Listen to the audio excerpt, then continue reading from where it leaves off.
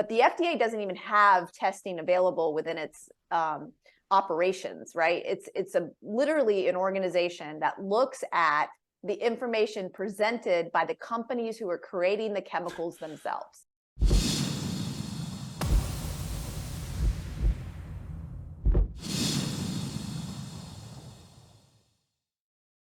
Okay, joining me on the Freedompact podcast today is Vani Hari. You may also know her as the Food Babe and the author of the new book, Food Babe Family.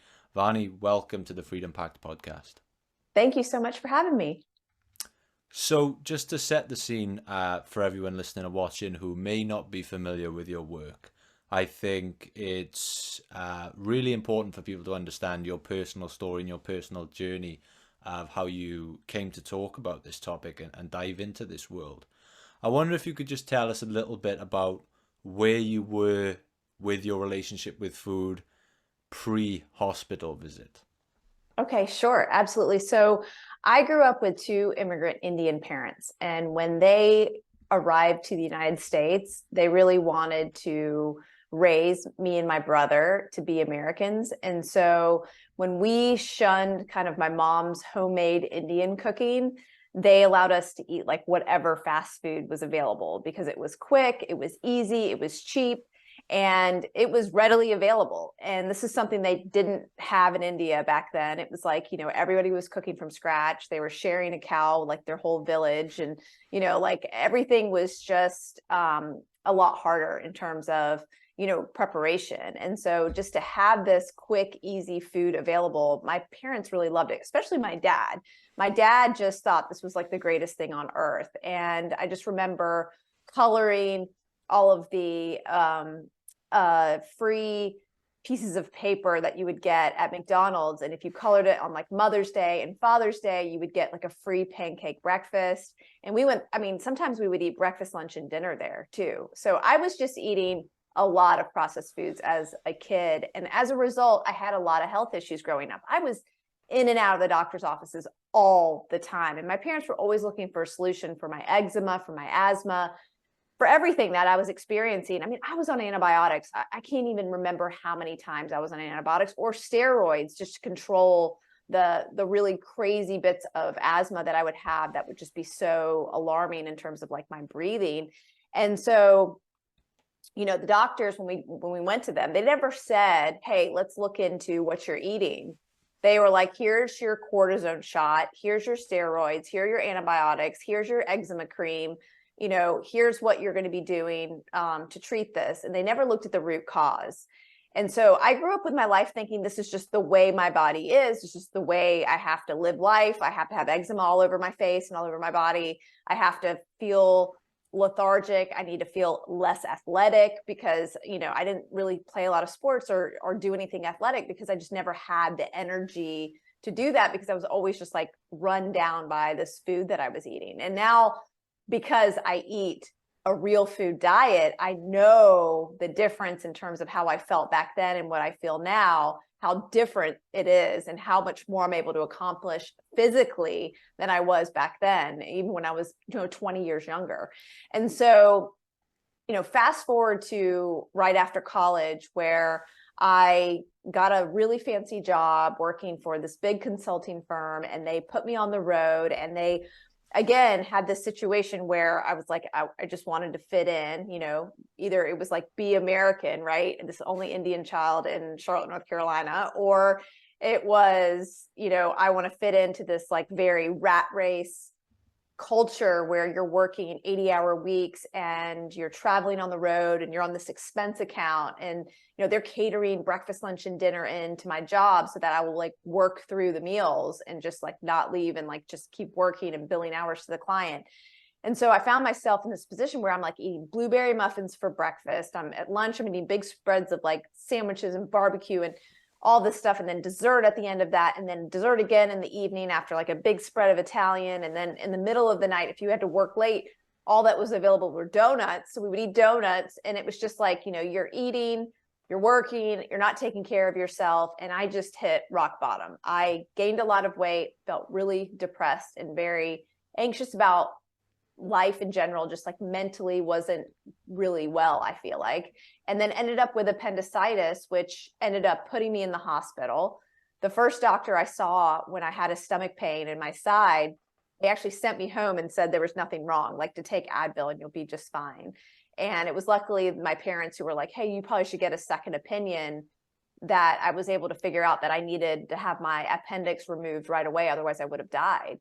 And so it was that moment. I was in my early 20s and all my friends are like thriving, having fun, going out. And I'm sitting in a hospital room trying to recover from having my appendix taken out. And I just remember the doctors and everybody telling me that like, your appendix, you just don't need it. It's no big deal. We're going to take it out. You're going to be just fine after we take it out. Like all of this stuff, right? Like why? So right then and there, it was like kind of like where my brain was telling me like something's not right. Like, why don't you need your appendix? Like, why was it put there? Right. And so that was like one of the first things that I inquired about. And I found out that your appendix is actually meant to populate your gut with good bacteria. And it becomes inflamed actually when you eat inflammatory foods. And that's what I was doing. I was eating a ton of inflammatory foods, a lot of fast food, and not taking care of myself and living a very, stressful lifestyle. And so I decided at that point that I was going to make health my number one priority, because everything I was learning about the appendix, I was like, wait, this is stuff that no one's ever told me before. This is not conventional wisdom, right? What else is there about what I've been eating? And when I started to look into the ingredients of what I was actually eating, the Subway sandwich I would bring to sit at my desk at lunch and eat, the Chick-fil-A chicken sandwich I had before I had my appendicitis surgery, like all of these things, finding out that the majority of chemicals that are in these foods are actually man-made, made in a laboratory, made for one sole purpose, which is to improve the bottom line of the food industry, actually using those chemicals as a way to either preserve, create a specific flavor, create addiction in food, create some kind of uniformity in food so that they can mass produce the food and it always look and feel the same. All of these reasons of like for the food industry, but not for the nutritional purpose of the human body. I decided that I was going to opt out of that. Like if I found a chemical that wasn't there for a nutritious purpose in food, I was just going to say no to it. And so one of the first things that I removed, I remember, was artificial food dyes, because this was something that was in all candy at the time. There weren't a lot of like natural candy brands.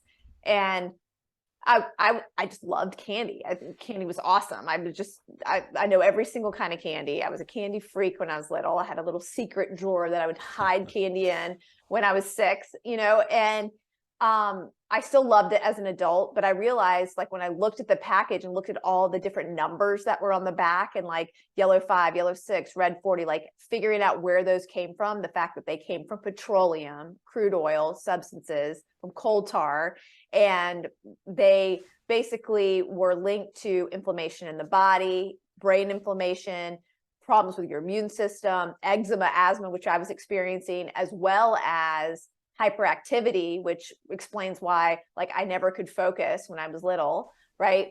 All of those things, I was like, this is easy, done. I'm just never going to eat artificial dyes again. And I didn't, and I haven't in like 20 years, unless accidentally maybe. But,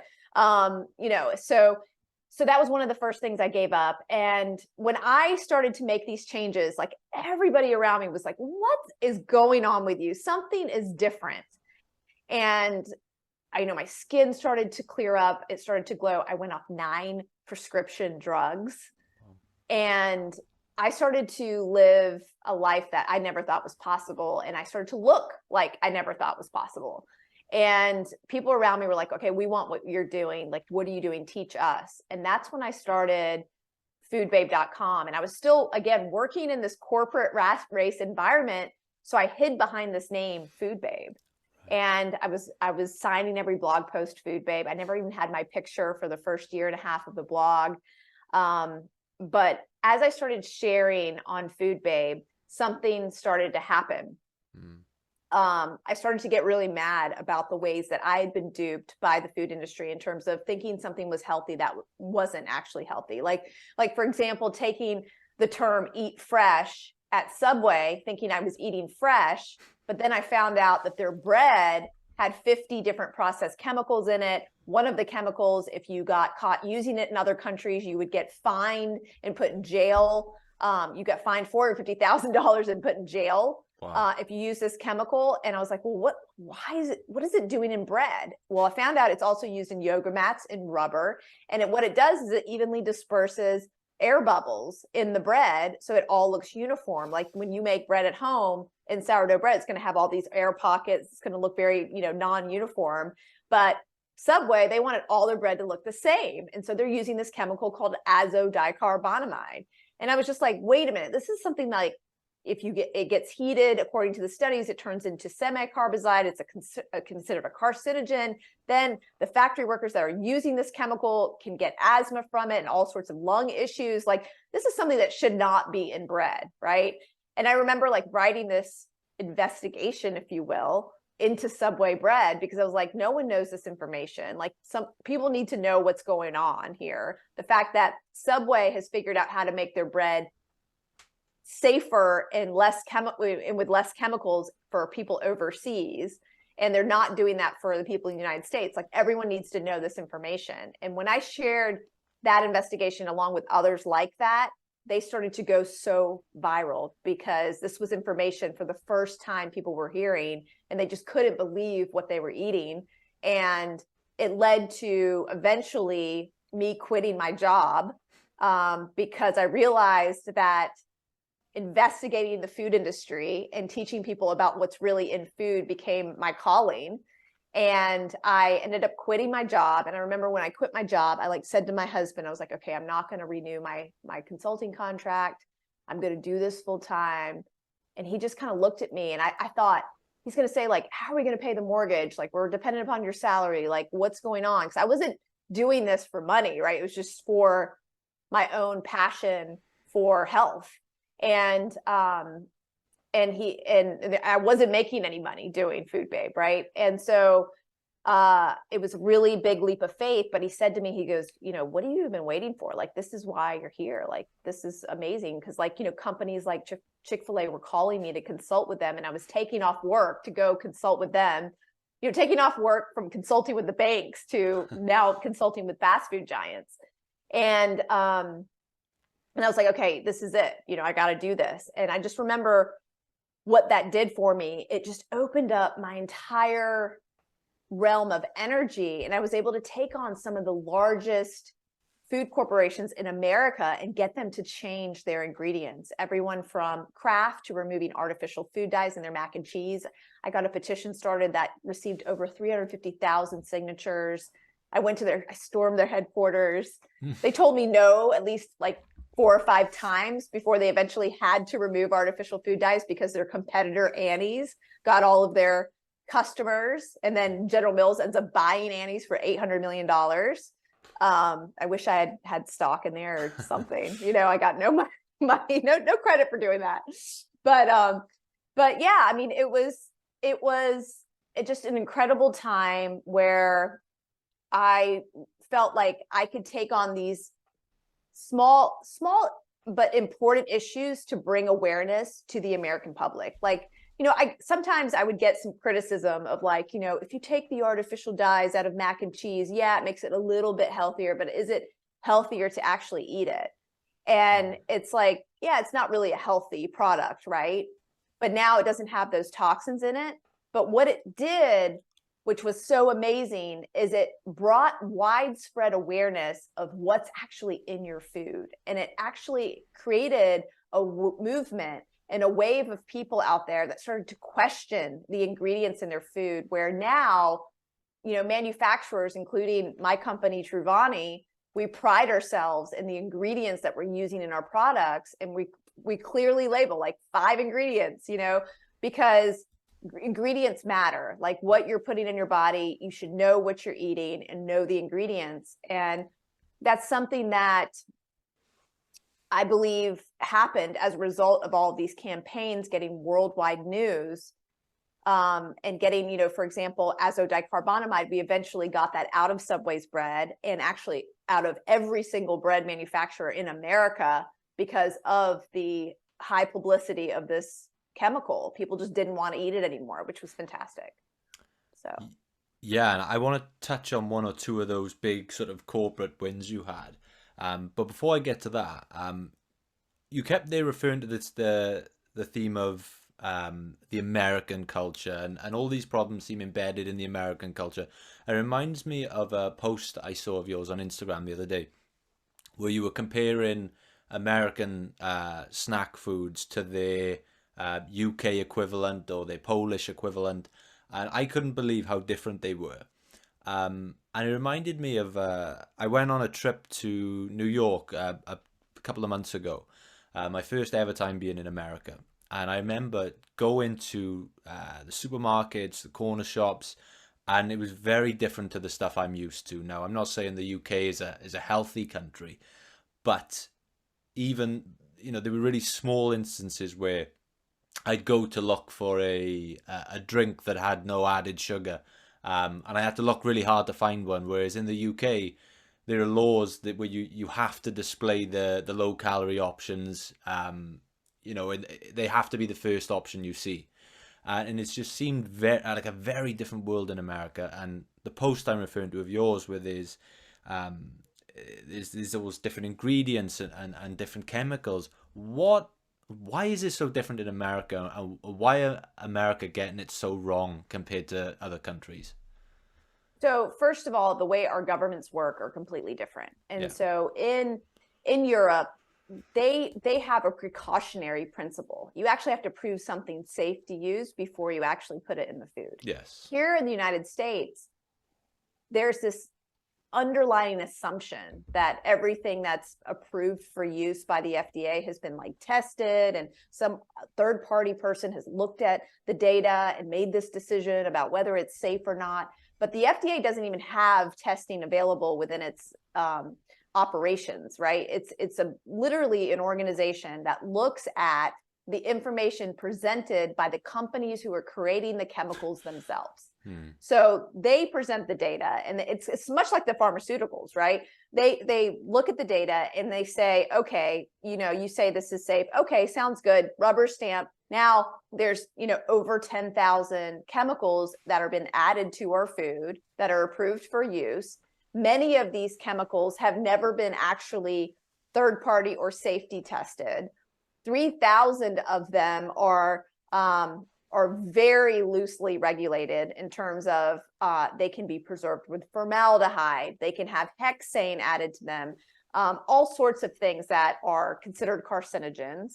And we have this situation where we are looking to our European governments to kind of say, like, okay, if they don't allow it there, then they absolutely shouldn't allow it here. And what I find so maddening and so frustrating is when American companies figure out that there is a harm associated with a chemical, that they don't automatically take out that chemical across the board. Yeah. They continue to serve us the very dangerous, controversial chemicals here in the United States, but they won't do it for people overseas because they have better regulations. And so this is what happened with Kraft mac and cheese. They were having one kind of mac and cheese in the UK that had paprika and beta carotene to make it a little bit more bright orange. And here in the United States, it had yellow 5 and yellow 6, both dyes, made from petroleum, linked to all of these issues. And in Europe, if you use those yellow 5 and yellow 6 dyes, you have to have a warning label on your product that says may cause adverse effects on activity and attention in children. Well, Kraft's like, there's no way we're going to put this warning label on our product. We're just going to reformulate it with these natural ingredients and serve this overseas, but we're going to still hoodwink everybody else here in America and serve them the crap. And I feel like that's completely unethical. And this is happening across the board even today with Pepsi products, Frito-Lay, Coca-Cola products, McDonald's. McDonald's French fries in the UK have 3 ingredients. Okay. And then they add salt after the fact if you want. Here in the United States, it's 9+. So it's crazy. And one of the ingredients is actually one of the ingredients I talked about that can be preserved with formaldehyde. It's called dimethylpolysiloxane. It's the ingredient in silly putty. It's a defoaming agent that they add to the oil. And this is something that, like, if they can figure out how to not use dimethylpolysiloxane in the UK, well, they need to figure out how to do it in America too, right? And that's one of the things that I find so maddening. The other company, I believe, that's just so out of line in doing this is Kellogg's. Kellogg's is a company that makes cereals for kids, and they advertise to kids. They're using cartoon characters on their boxes. They're putting their boxes on the shelf space that gets right to the eye level of kids walking in the grocery store. And they're making their products with artificial dyes here in the United States, but not elsewhere. And they make the same exact products. They taste the exact same, and they already have the formula. They could easily serve us the safer version. And in 2015, they said they would, and then they reneged on their commitment. Wow. And they basically said, you know what? We're doing the best we can. We're not going to be doing it. Instead, we're going to create some new cereals like Baby Shark and Unicorn that are more hip to kids today. And they still have the artificial dyes in it. I mean, it's absolutely maddening. Yeah, it's crazy when they, when you say something like we're doing the best we can, but they're actively already doing it in other countries. So it begs the question, how can you not get it right? I mentioned at the top of the show you have a brand new book, Food Babe Family. Now, this is, I think, a really important book because I've always thought if you have a cause that you really want to communicate with people, it really amps up when you get the mums on side. And I saw a post you made about the terrible 10, the worst ingredients we should be avoiding in our children's food. I wonder if you could speak and just maybe warn the mums, the dads out there on some terrible ingredients to keep an eye out for. Yeah, so we've already talked about some, which are artificial food dyes, and they're in a lot of children's foods. But I would say even more so, you really have to work on avoiding these flavors. And if you do this one thing, which is to go look for the words natural flavor or artificial flavor on a label on a kid's product, and you avoid the products that contain that, you will avoid 99% of the bad stuff out there. Wow. Because the majority of food that has to add those flavors back in is dead. It's nutritionless. It's going to taste like crap without those flavors, and it's not real food. So if companies are using those flavors added to their products, it's likely that that food doesn't have any nutritional reason to begin with. The second reason why I think this is so important is because our kids' palates are being decided right now as they grow up. From the very moment that they are born to the point of time around 7 or 8, like their palates are completely being, like their microbiome in their stomach, their palates, their taste buds, everything that they are going to be accustomed to eating, whether they become a picky eater or not, is destined between those years. So you have an amazing opportunity to avoid a situation where their brain is actually being hijacked by these chemical flavors, because people see the word natural flavor and they're like, oh, it's natural flavor. It comes from like a strawberry or a blueberry or whatever. Yeah. But what's happening by the scenes is it could be 1,000 different chemicals under that one label of natural flavors, because the FDA does not require food manufacturers to actually list the chemicals that are in that natural flavor. On top of that, they're creating the 1 millionth best flavor, the 1 millionth best taste of a blueberry, of a strawberry, and putting that flavor into a product so that it literally heightens the sense of that product. So when your kid eats it, they only want to eat that. Like, you wonder why your kids only go and eat snacks instead of real food. It's because that snack is designed for the kid to be going back to that over and over again, and it's the same every single time, so they know what to expect. But when you eat a blueberry out in nature, it could be sweet one day, it could be sour one day, it could be chewy one day, it could be juicy the next day. It's different all the time. So when you expose your kids to a variety of fruits and vegetables and every single day switch it up, not only are their palates going to thank you for that, they're going to be less picky eaters. They're going to enjoy more range of foods, get more nutrients in their diet, and they're going to be less likely to eat processed foods. Yeah, it's funny. It's like manipulative marketing, because I think even the words natural flavors, that sounds positive. That sounds like a positive. That sounds like you're making a healthy choice. The word natural. Of course, people are gonna, and I think it's hard for people to understand that, that is a bad thing, because there's not much education out there. There's not much information around this stuff, and a lot of people, they don't know what to look for, which is why I think people like yourself and I think a mutual friend of ours, Darren O'Lean, do really important, great work. And when I mentioned that you were coming on the show, we were hit with quite a few questions, a lot from the parents, a lot from the mums, and one product that kept coming up that people want to know about, because their kids seem to be obsessed with it. I don't know if it's a big thing in the US as there is in the UK, but it at one point it was like gold dust here. It costs about £2 retail. People were paying £20 a bottle of this stuff at one point. But a lot of parents, they want to know, is this prime drink dangerous for their kids, do you think? Absolutely. So this is something that is really popular with teenagers right now. Yeah. And it's a caffeinated drink. And so the amount of caffeine that it contains could be really problematic to a growing heart. And so for that reason alone, it's something that I would avoid making sure that your kids just never consume. I would treat it like an alcoholic beverage, if you will, because it's hijacking kind of the brain chemicals in the brain from the caffeine and the sugar, but also it's really detrimental to the heart. So that's where I would be the most concerned. It's something that is very concerning. Like the FDA is looking at regulating it because it's there's been so many complaints from people that have been waged as a result. And so this is like I would say like one of the most dangerous kind of fads out there. The other one is like the hot Cheetos, the Takis, where it's like the super dose of like MSG. And MSG is like one of the worst chemicals that you can have in food in terms of what you eat, because it's a brain excitotoxin. And it's something that is going to make you eat more than you should. When you look at rat studies and how they make rats fat to study obesity related diseases, they give rats MSG so that they eat more than they should and they get fat, and then they can study these obesity related diseases on them. So it's something we don't want to be consuming.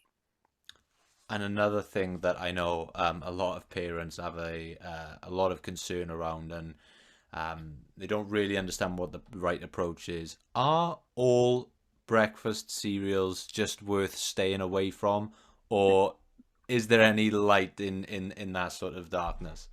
So there's some new companies, creating cereals, right? Personally, my kids have never had cereal. Okay. And one of the reasons why I wrote my latest book, Food Babe Family, is because I wanted to share an intimate look into my family. And you might, think about, you might see my Instagram page, or you might read some of my blog posts and think that like I live this very unconventional lifestyle. But when you take a look into my new book, Food Babe Family, and you really see how we live, and I share all of kind of my routines and like what we eat for breakfast and what a typical day looks like, and all of the things that we do to ensure that we're eating together as a family, all of the different things that allow us to, eat the same meal together instead of, cooking different meals for different family members based on their preference. And so I really believe that like, you don't have to feed your kids cereal first thing in the morning. And one of the tips that I love to give parents is that they can do a 30-second breakfast every single morning and have it ready to go first thing in the morning. And it's a hot breakfast. All you have to do is get a slow cooker and make organic steel cut oats the night before. It takes 30 seconds to throw in a cup, a half a cup, whatever you want for your family, the water, and that's it. And it's so creamy and so delicious first thing in the morning. It's better than any rolled or instant oats. They're actually better for you because they digest more slowly. And they're sprouted, the ones that I buy. So it removes the phytic acid, which makes them more digestible. And then you can add whatever you want on top of it first thing in the morning. Almond butter, some ground flax seeds, some berries, whatever, a little drizzle of honey, whatever you want on there to make the oatmeal really delicious. And kids love it. It's first thing available in the morning. It's hot, it's kind of chilly first thing in the morning. It's just a nice warming breakfast. And then if you make something else additional to that, like pancakes or homemade waffles or, a smoothie, whatever, you have time to do it because your kids are like being occupied, right? And I think that's one of the reasons why people go to cereal, because it's like available off the shelf and you can just pour it into a bowl with milk. Well, oatmeal's just as available if you make it that way. You don't have to do what I used to do, which is start making oatmeal from scratch first thing in the morning with like 2 little ones tugging at you, and you end up burning it in the pot and like end up trying to scrape it off, because making it in a pot is it's much different than making it in a slow cooker, where a slow cooker is going to cook it at a very low rate, and it's just going to end up being really creamy and delicious, and it's not going to stick to anything. It's just it's so night and day. Another thing I want to mention is that the majority of cereals out there are made with like refined sugar, refined flours. So you're not getting like actual whole grains. Even if they say whole grain on the box, they're adding usually some kind of refined component to it. Also, it's literally made to sit on a shelf for like 9 to 12 months, maybe even longer. And it's something like, is that going to be like the most nutritious thing that I can put in my kid's body that moment? Is probably not. And then a lot of them have all these added flavorings that I talk about to avoid. Now, there's some companies like Lovebird that have come out, and they have like a more nutritious cereal that doesn't have a lot of these additives that I talk about. But I don't even want to get my kids in the habit of eating cereal like out of a box. Like, I want them to see whole real foods in the morning first thing. And so I give those strategies in my book, Food Babe Family. And I also share how I make batch recipes that I freeze so that they're available first thing in the morning, and I can just warm them up and I don't have to make everything from scratch all the time. One of the things I do all the time is make batch smoothies.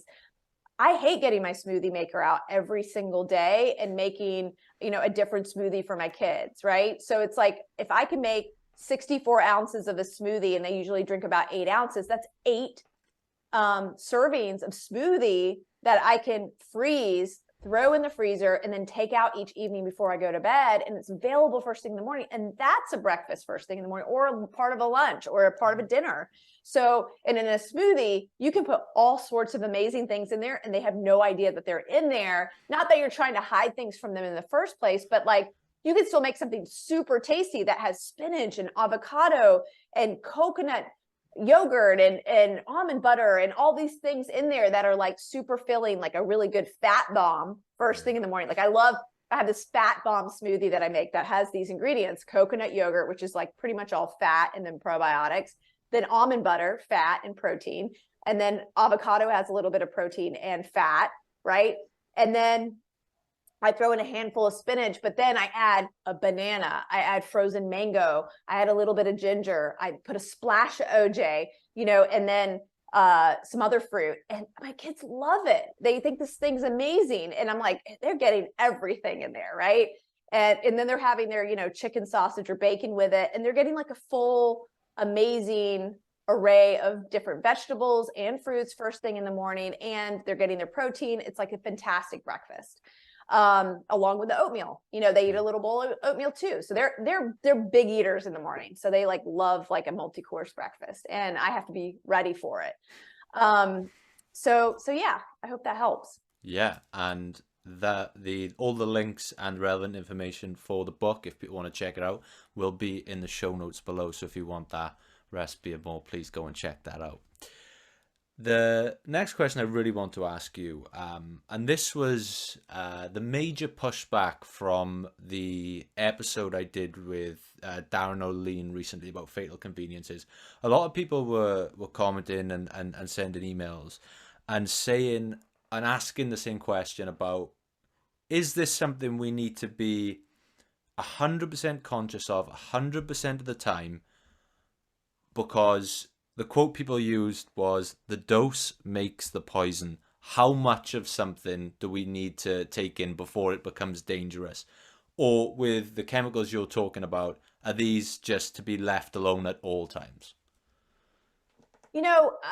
I've really thought about this a lot because this is something that has been waged by, the scientific community. Like they like to look things in terms of evidence and like, look at things in terms of like dosage and like figure out like what specific dose of artificial dyes would cause the hyperactivity and all of these different things. And like, I think that is a little bit too, I think we're in a situation where if we think that granular about like what's happened to our food, we can get too bogged down in what I feel like ends up being very confusing. Because food is not confusing. Nutrition is actually not confusing. I think the only people that have made it confusing in the last 50 years have been the food scientists that create these chemicals, right? We know these chemicals don't serve a nutritional purpose to our body. We know that these chemicals could cause several different issues. And because they could cause that, and we also don't know how much we're being exposed to these chemicals, because, if you look at a Purdue study that they did back a few years ago on artificial dyes, when artificial dyes were first invented, they never expected it to be in all of the array of products that it is in today. And when you look at a typical child's diet in America, the overload of artificial dyes is very high compared to what it was, 40 or 50 years ago. And so when you look at that and you say like this exposure is so high compared to like when it was invented and like when it was, when it first started, gaining popularity and putting in food products, like you kind of wonder, like we're like the part of this massive experiment, and we know things are upsetting right now in terms of health, right? Like we're set to be worse off in terms of health than any other generation.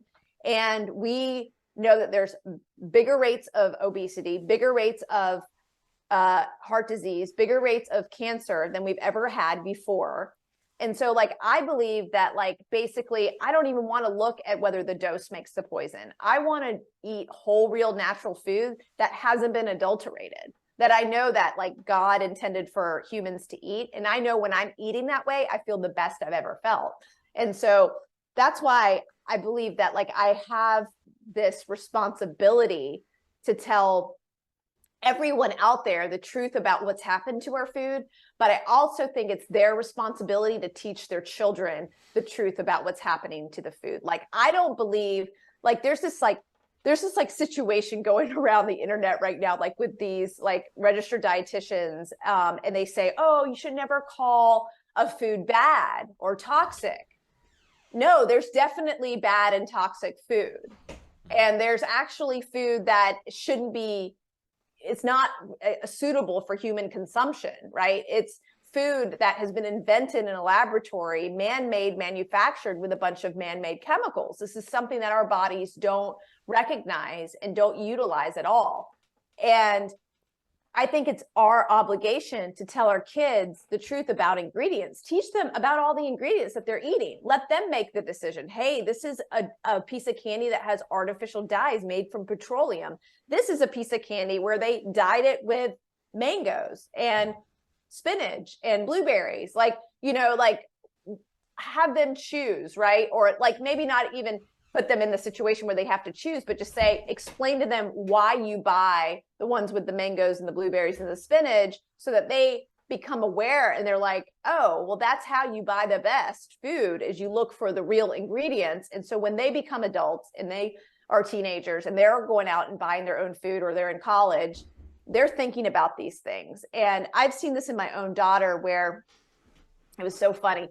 She had ice cream day at school, and this huge ice cream truck came, and they sent out a letter to the parents ahead of time. They said, hey, we're going to have ice cream day on one of the last days of school. And I immediately wrote back to the headmaster, and I was like, oh, I would happily send the ice cream that day for like the whole school. Tell me, what I can do.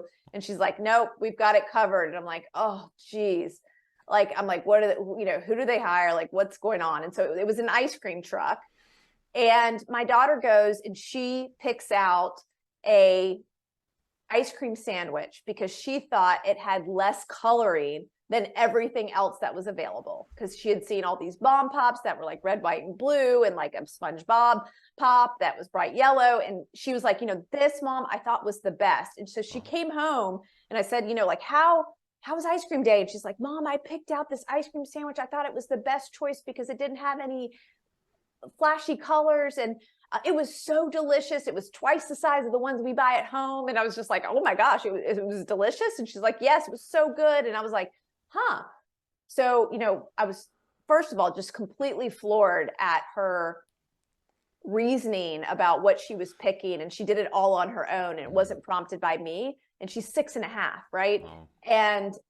But then I did something that I thought, I was like, I'm just so curious, like, what's in a regular ice cream sandwich these days? Like, what are they putting in there? I'm sure they've done something bad to it. So I look it up, right? Like regular ice cream sandwich, what would be in there? There's artificial dyes, even in a regular ice cream sandwich. They're putting caramel color level 4 in the chocolate wafer on top. And in the vanilla ice cream, they're putting titanium dioxide. And titanium dioxide is actually a chemical that's linked to cancer that they banned in Europe, that's still used here in the United States. Wow.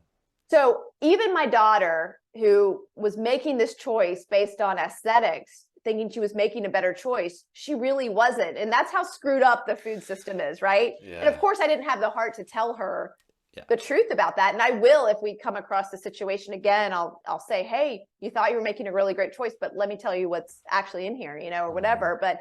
But I'm just glad that she thought about it. And this is kind of what we want to do in our kids, is have them think a little bit deeper about their food and their nutritional choices, because we have this information at our fingertips like never before. My parents didn't know what they were doing to me when they fed me Burger King. They didn't know. And now, it's funny because my mom says to me all the time, she says, Vani, I'm so sorry. I just didn't know. I was busy. I was working. I just wanted to feed you. I just didn't know. And it's not her fault. And it's not anyone's fault out there. But we have the opportunity right now to make a change and to create the next generation of best eaters, and for them to pave the way on like what they spend their money on, so that these companies that make the toxic versions of everything just go in the garbage. I love that you said there that it's not anyone's fault, and this is why I have a bit of sympathy and not pushback, but an understanding for people who may not make the best choices, because where I come from is a very working class area of Wales. The majority of jobs here are very laborious. It was historically a miner's town, so people would be, mining for 12, 14-hour shifts coming home. And I'm thinking these may not be the types of people who have the ability, the time, the resources to really study the ingredients on their food, make those conscious choices at that level, and have the money, because again, it's not their fault, but the way that the food industry works are, if you go out to seek these better alternatives, they happen to be more expensive. Yeah. And this is one of the things that I feel like is changing right now. Like, fortunately, there's a lot of places that are having better for you products and access to organic food ever bigger than ever before. I mean, I think about where you live. Tesco's has an amazing section of organic food. Costco, Trader Joe's, Aldi, Lidl, they have so many options right now for organic food in terms of getting it at an inexpensive rate. One of the first things that I did when I quit my job was teach myself how to live organically on a budget, because I was not making a salary anymore, but I still wanted to eat organic food. And I felt like that's one thing I can't give up. I got to figure this out. And the best way I did that was start growing my own food. It's like printing money. I haven't bought a single like green product, like a greens like lettuce in like months, because my whole front of my house, my raised beds are full of arugula, and it's just like I eat it every day out of my garden. I can't even keep up with it. I have it's growing out of my ears, and I haven't bought a green pepper in like 6 months because we have so many green peppers. And anytime I need a green pepper for my pizza, it's like, okay, let's go out to the garden, let's go find it, and let's eat this, right? And it's like printing money. And so if you can figure out how to grow some fruits and vegetables and organic food, oh, I mean, it's amazing. So I mentioned earlier on that I wanted to come, I just touch on one or two of your big sort of corporate wins. As we are heading into the winter season, we're heading into October now. One thing that everyone seems to be obsessed with is pumpkin spice, particularly pumpkin spice lattes. I remember hearing a story about you asking a Starbucks employee for the ingredients in such a drink. Could you please just talk to us about that time where you helped change what was known as the Starbucks pumpkin spice latte? yeah, so this is like 10 years ago now. So 10 years ago, if you went into a Starbucks and you asked for the ingredients in the actual drinks that you were buying, they wouldn't give you the ingredients. They wouldn't tell you what was in it. You call the headquarters, they wouldn't tell you the ingredients. I mean, can you imagine a time where they won't even tell you what's in their food? The same was actually the case with beer and Chipotle too. And I've changed those as well. But so this was very frustrating to me because Starbucks competitor like Dunkin' Donuts, they were a coffee chain and a donut chain, and they posted all their ingredients online, no problem, for everyone to like have transparency and see what they were consuming. So this was really maddening to me. So I just marched from Starbucks to Starbucks to Starbucks and eventually got an employee to show me all the different concoctions that they put in to make the pumpkin spice latte, so that I could like take pictures of the ingredients and like put it together in like a little investigation. And I published that on my blog, and it went so viral that it was like 10 million views or something crazy, to the point where all of the big talk shows in New York that were worldwide invited me to be on. And I went on, and Starbucks had no choice but to remove some of these chemicals that were in their food, but also to publish their ingredients for the first time in history. And it was such a huge win because not only did we get one of the most controversial chemicals out of Starbucks food, which was caramel color level 4, which is made with ammonia. It's considered a carcinogen according to the International Agency for Research on Cancer. So we were able to get that out, but then they also like remade their pumpkin spice formula to actually include real pumpkin, which was great. And so it no longer was like pumpkin flavoring or whatever they were using. And now it's a much, it's somewhat better for you. It still has a ton of sugar. I wouldn't recommend it. My company Truvani just came out with a pumpkin spice protein powder that just tastes amazing. I remember the first time I tasted it, I screamed because it was so good. Feels like dessert. I would love to send you some. But it is absolutely delicious. And it's got like 1 gram of sugar versus like 55 grams of sugar, which is in like a grande pumpkin spice latte, and just tastes so much better. But yeah, that Starbucks win was fantastic because now we have transparency into what we're consuming there. Wow, that sounds great. I would love to try some. So everyone out there this October when you're drinking your pumpkin spice latte, please think of Vani, and every time you sip, just to know that it's made it a little bit healthier for you. Before we let all these guys know where they can find the book, I have one question I ask every guest who comes on the show, no matter what the topic, so it doesn't have to be related to your work if you don't want it to. And the question is, for Vani Hari right now, what makes life worth living? Oh, my children. My children. Yeah, Wow. my children. They're like everything to me. So yeah. Beautiful. And that really comes back to the theme of the book, the Food Babe family. So please let these guys know where's the best place. Firstly, they can find the book. And second of all, where they can connect with you and find more of your work. So they can get Food Babe Family everywhere books are sold. So Amazon, Barnes and Noble, bookshop.org, all those places. You can also come over to foodbabefamily.com, and I'm giving away some amazing bonuses if you get the book and want to get some of these bonuses. I'm giving away a year's worth of meal plans, so which includes like a community and support and everything that you need to kind of adopt this lifestyle and make eating real food easier for yourself. And you can also just come on over to foodbabe.com and truvani.com to learn more about the products that we're selling over there. It's the #1 plant-based protein powder right now in the natural channel. It's really cool. Well, all that will be linked below, and I will include those links in our newsletter as well for everyone. Thank you so much for joining me on the podcast today. It's been an absolute pleasure. I've been an admirer of your work for some time, so it's a real honor to get to speak to you, and thank you for bringing so much value to the show. Yeah, absolutely. Thanks for having me.